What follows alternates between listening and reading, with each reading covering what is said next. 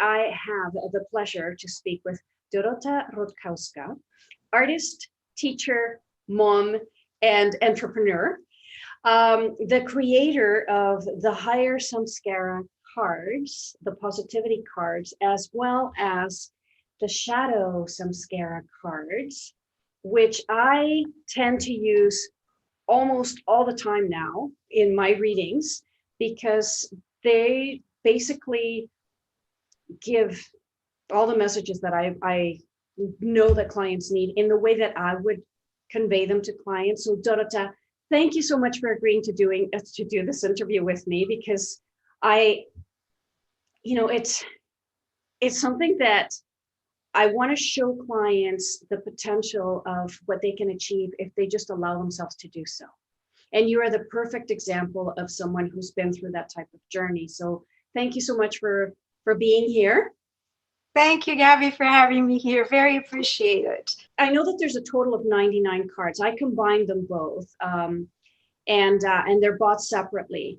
But how did you first of all, let's go way back. How did you first start painting? Have you always painted? No, actually, no. It's when I was little, I always liked art and I liked doodling and drawing. But then high school came and I needed to pick something more serious. And I was told that, you know what, art is art, but focus on something else. So I did, and I did other things as a profession. But in 2015, so now 6 years ago, quite serendipitously, and I'm not going to get into all the details, but there was a psychic reading involved. There were some friends that they were involved, and because of that psychic reading, I bought an art kit for somebody, for my partner at the time. And he didn't want to use it, and it was a really nice art kit. So I decided I'm not going to throw away something so beautiful. So I was going to use it, and I did. Nice. And I used the pastels and the watercolors, and afterwards I discovered acrylic paints, and that was love at the first sight. So it started flowing, and paintings started coming, and they were very imperfect in the beginning. Not that they're perfect now, but I was hooked enough that I kept on going, and things kept happening, and connections were made that I just stuck to it, and I kept painting, and then here I am 6 years later. And your paintings are beautiful, and they're so connected to soul. That's how I describe them. Your paintings are definitely an expression of your connection to your soul and to your higher self, to the divine, and they're just beautiful. What motivated you to, because I know that each of these cards is an individual painting that you've created. So I've got your 99 of your paintings. And how did you come up with the idea of, and I don't know if you came up with the paintings first, or first the idea for the cards and then developed the paintings from the cards. How did that all come about? It was a little bit of both, as in I had quite a few paintings done, and then the idea of some sort of cards landed in my brain, and it was just gently tapping me on the shoulder once in a while, like, I'm here, are you ready to work with us? So in the beginning I wasn't. I was really digesting all of that in my mind, because I know that there's so many oracle cards and meditation cards, and I have called, once I went public with my paintings, which was first on Facebook, I called my painting journey imprints of the journey. And the word imprint was quite important. And one time when I was driving to work, I was listening to a CD by Deepak Chopra, and he was talking about many different things. And he started talking about samskaras. And for some reason, and he says, samskara is an imprint. And that got my attention. I was driving and listened so carefully, because everything he says that this is an imprint, that every action, emotion, every reaction in our life leaves in our psyche, body, mind, spirit, and most of them are done subconsciously, and most of them are of a negative nature, and they build our subconscious beliefs, our reactions, they build our total belief system. So I thought, Well, first of all, imprints. So that got my attention. I thought, well, serendipitously, it must be something there. I started reaching and I thought, what if I switched it around a little bit? Instead of negative, I would make it positive.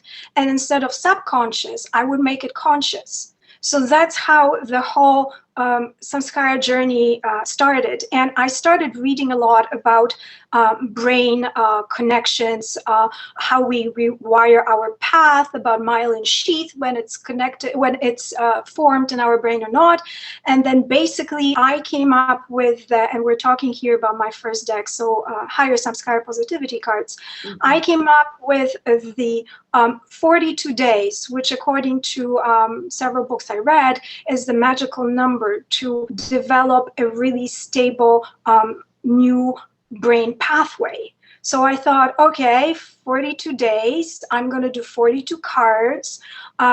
So what would I like? And it was a concept more of an imprint of positive energy and trying to create a neurological pathway that we may not have subconsciously, brought to the surface. So that was the idea, because as you probably felt in your life, and I felt it many, many times, our brains are wired naturally for negativity because it keeps us safe, it keeps us grounded, it keeps us alive. So, if anything happens in life, like you're driving and somebody cuts you off, your first thought is, oh my goodness gracious, if I did not hit the brakes, that would have happened. And you got those different scenarios going of how the car would be destroyed and people would be hurt, there will be police. Your brain goes automatically there to protect you. It does not go to, oh, I am so grateful, the sun is shining. No, we go towards negativity, danger, because we want to stay alive.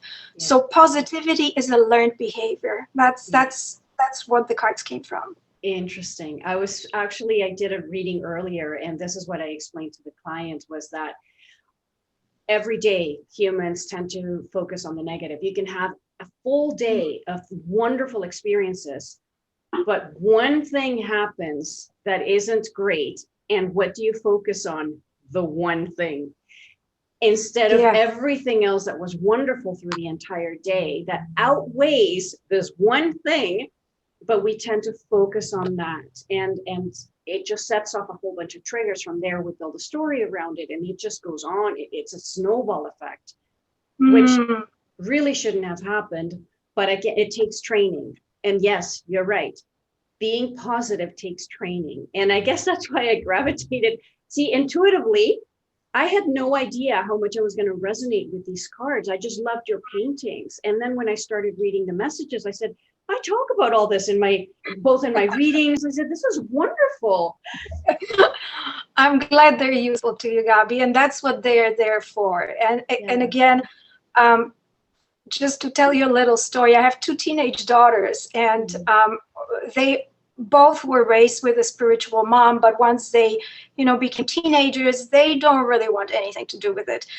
My younger daughter, who was at the time, I think it was about 14, she got pretty curious when I was working on the first deck of cards, and she asked me, Mama, what it is. So I explained very briefly. I said, these are cards for people who want to be more positive because they have negative reactions and their life is being difficult, and they're trying to learn it. And she looked at me with puzzlement and says, but Mama, you're not very good at it yourself. And I thought, you're absolutely right. That's why I'm doing the cards, because I'm not very good at it myself. I want to have a better reaction. I want to focus also on gratitude, positivity in this life that is not easy, and it has so much, negative elements, so many negative elements around us. Yeah. And then how did these shadow cards come up? Well, when I finished the positivity cards, I always had a feeling inside me that there is more to life than this, and the, sunshine, unicorns, and blossoms. To be honest, they came out of a broken relationship. I was in a brief relationship with a wonderful man who was kind, generous, intelligent, but he went through a lot in his life.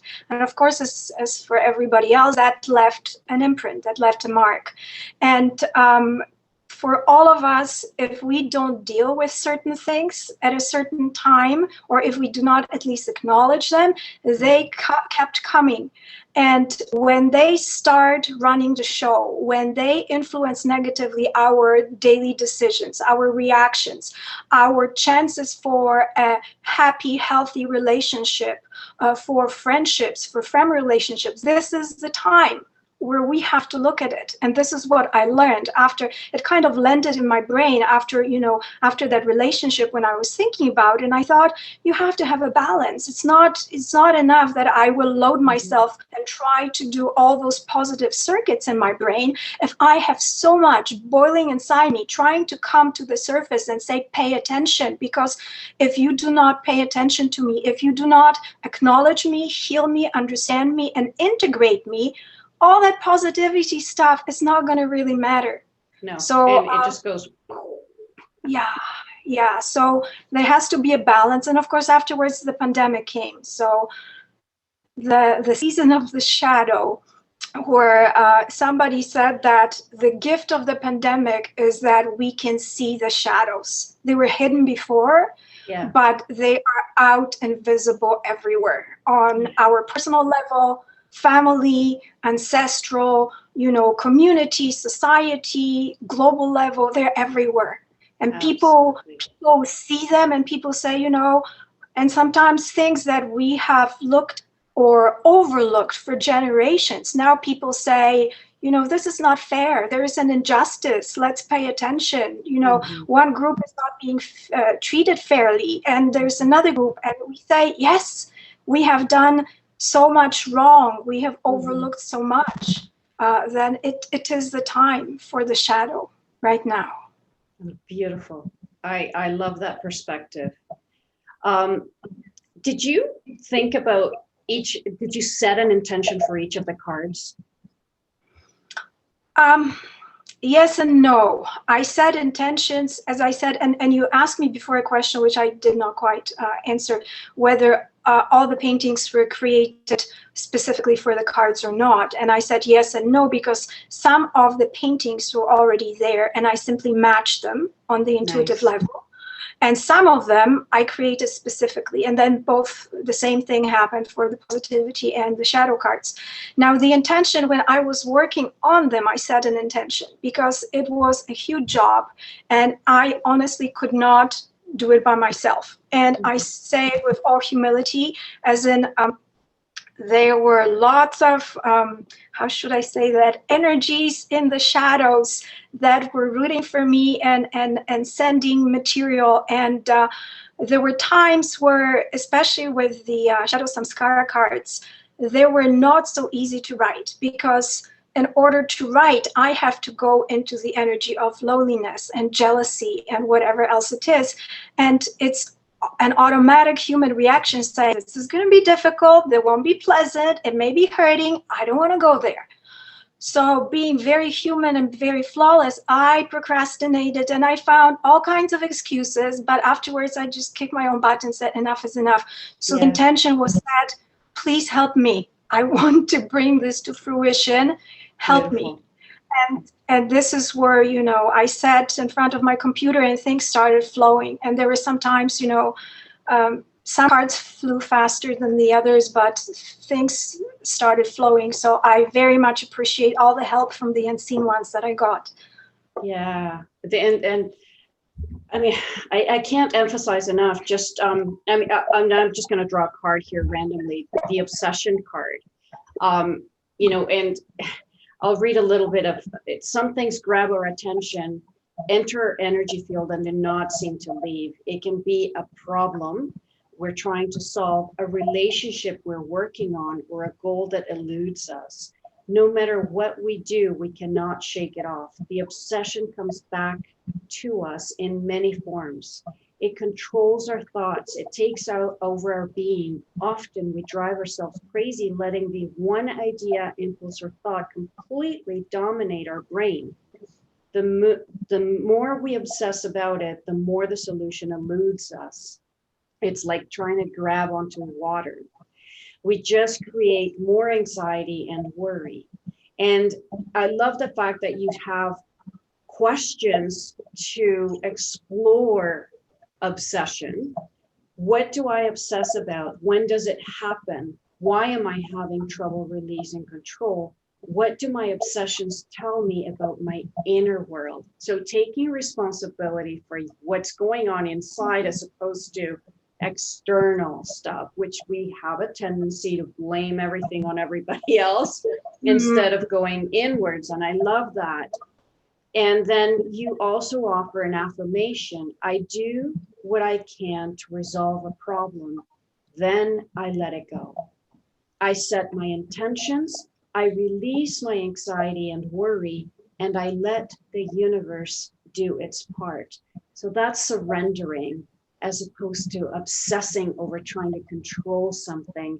Just let things flow. And I love the messages. It covers pretty much everything that I would talk about perhaps in a session with a client, because it's one thing to experience, say, obsession, but the other, and I love this, the opposites of there's obsession, and then you have a card for surrender as well. And in the universe, in life, there's nothing that's one or the other. Everything must exist, but for, as you said, balance to exist. So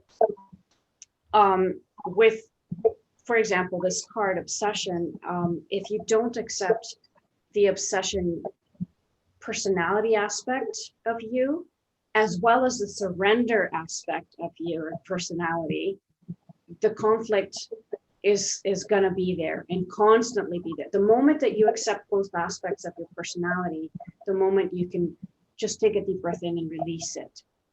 So this is what I love about your cards, both the positivity and the negativity cards, because they work together at forming balance within ourselves. And yes. Okay, so I went off a little bit on a tangent, which I tend to do. I'm having a good time. It's all good conversation. Thank you for sharing. How did you hope to help people that purchased your cards? Because I know that you don't refer to them as oracle cards. I call them oracle cards because I use them in readings, but you don't refer to them as such. How were you hoping that they would help people? Number one, as to the label that I put on them, both of them, their primary intention was for healing and for first of all, the positivity was for rewiring your brain and creating a positivity habit, and for the shadow ones was to understand, heal, and integrate our shadow self. To me, an oracle deck has a different label, but also I started calling these cards oracle cards / meditation healing because, again, for people who don't know the details, the people who can be helped by the cards gravitate towards that label. So if you go to my website, or I'm also on Etsy, I have an Etsy store, this is one of the labels that I put on the cards. The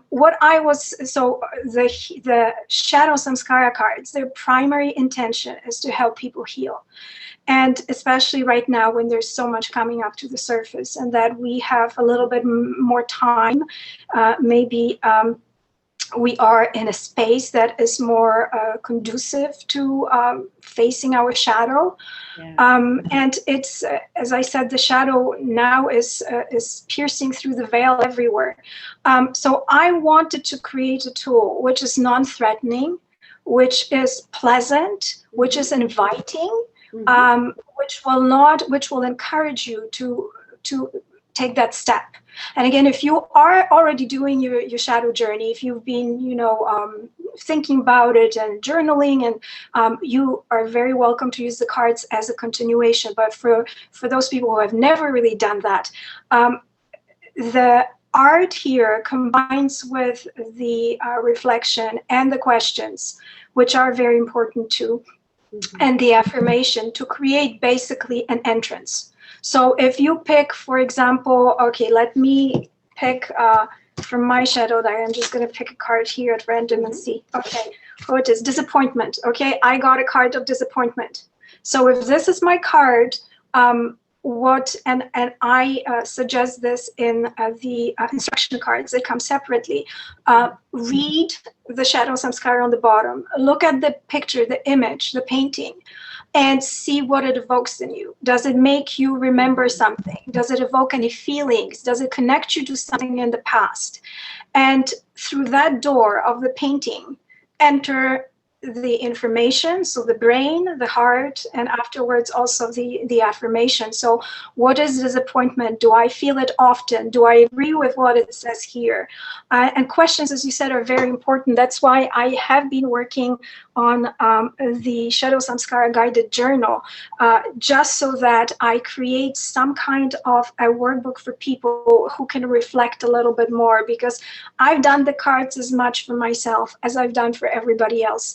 And I am a poster child for many of those samskara cards. The obsession one that you mentioned, oh, I wrote that so much from my own experience, and disappointment, many of them. So I wanted to create something that is non-threatening, that is an invitation for people to come, look at things, try to question themselves, understand, and start the journey of healing, because it requires some time, it requires some work, and it is rarely that you will release or become friends with the samskara just by reading a card. Remember, this is just the beginning. Yeah. But this is an invitation for me to those who are interested and want to heal, to step on that journey and start healing yourself and understanding yourself. Yeah, and accepting yourself just as you are, because we often think that we have to achieve something, and really it's just about being authentically you and accepting yourself as you are without apologies, but also working on what is it that triggers this part of my personality or this behavior. And that's where the magic happens. And you're right, questions are so important.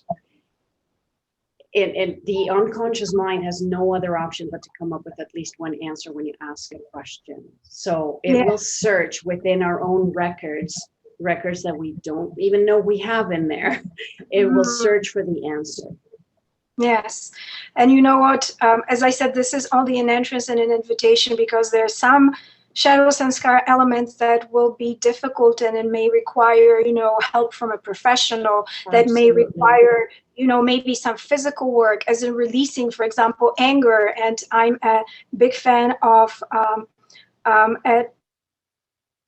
Ancaster spiritual writer whose name is Jeff Brown, and he talks a lot about somatic release and about the things that you do not want to hang on to. Sometimes you need to use your body and physical movement and physical involvement to get rid of them, because they sit in your cells, they sit in your muscles, and even thinking and talking about them will not be enough.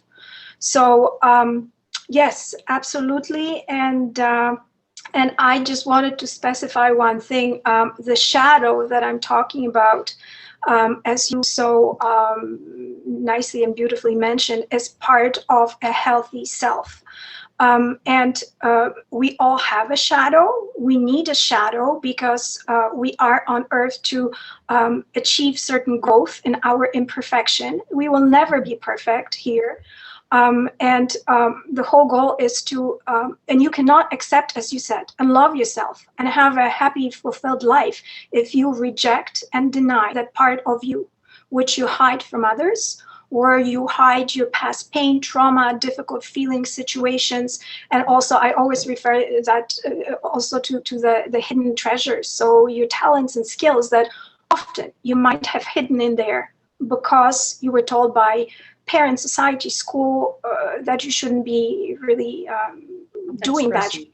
Yeah. Yes, expressing that part of you. Mhm. So if you want to have happy, fulfilled, joyful life, good relationships, if you're really interested in loving and accepting yourself, look at your shadow, please, in whatever form it is. And it's not scary. It's not mean. It's part of us. It is part of us that we just do not show to others. Sometimes we even hide from ourselves. Absolutely. So don't be scared.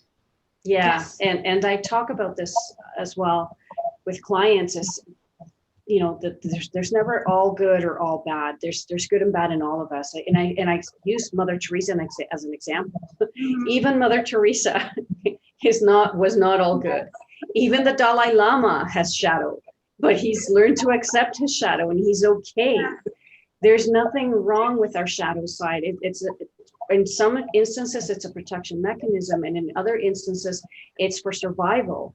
Whatever the shadow is meant to do, it will do. But denying it is denying part of you.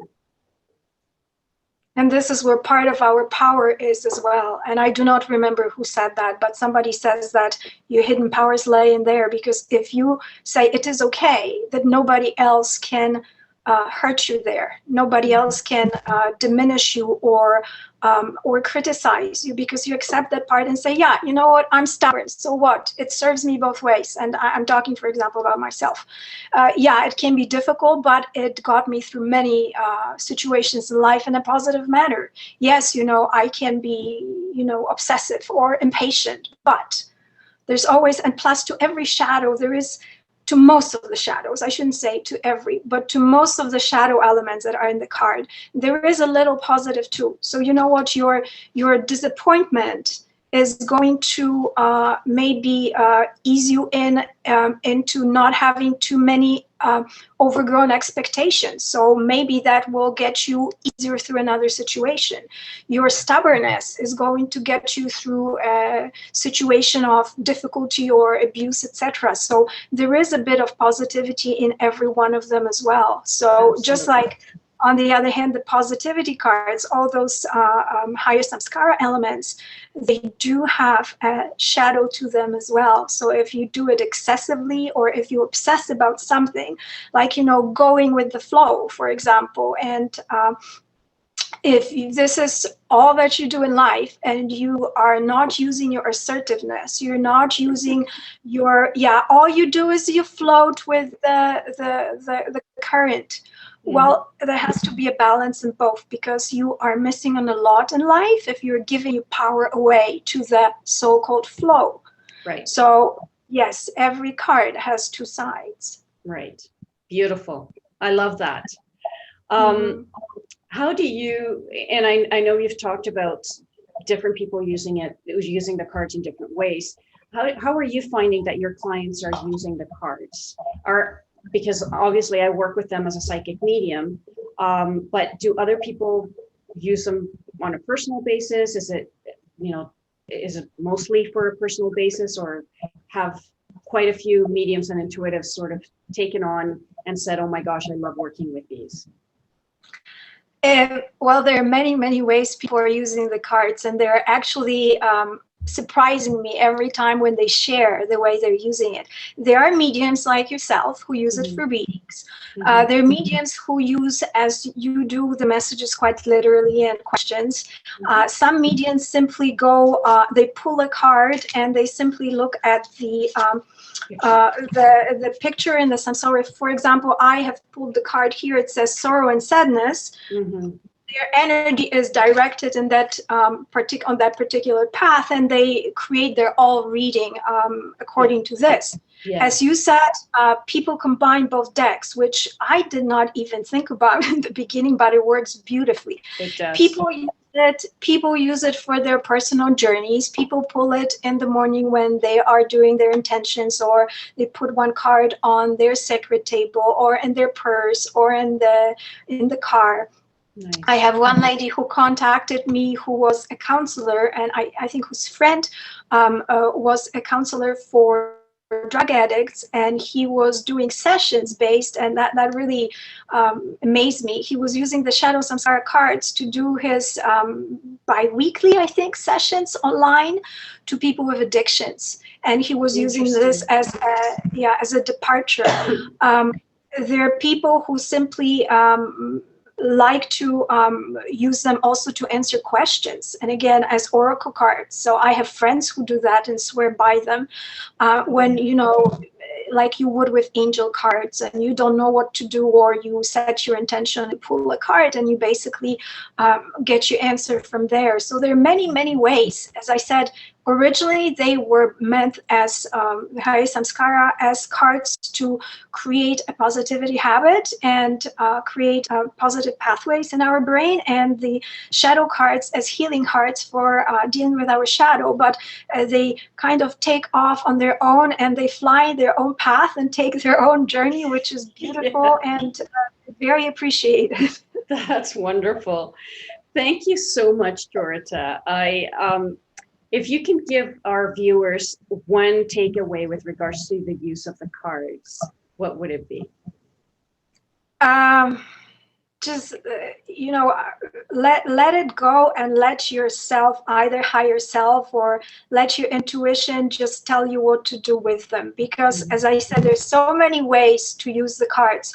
When you get them, get to know them, look at them, feel them, touch them, look at the pictures, see what comes to you, and then basically let your heart and intuition tell you what you want to do with them. You want to read them all at once, go for it. If you want to just pick once a week, like whatever feels right for you, because deep inside you know what you have to do with it, and stick with it, because it's easy to try to maybe develop a habit. And again, it takes 21 days to have like a little habit, 42. But if you make a habit of even looking for 2 minutes at the card and just reading it, even if that's all there is, you're making a habit in your brain to focus on that energy, to focus on yourself. So you and also make it a positive experience in a way, because if it's negative, you will subconsciously try to avoid it. If it's positive, as in, you have understood something, you had an aha moment, you really love the painting and it makes you feel good,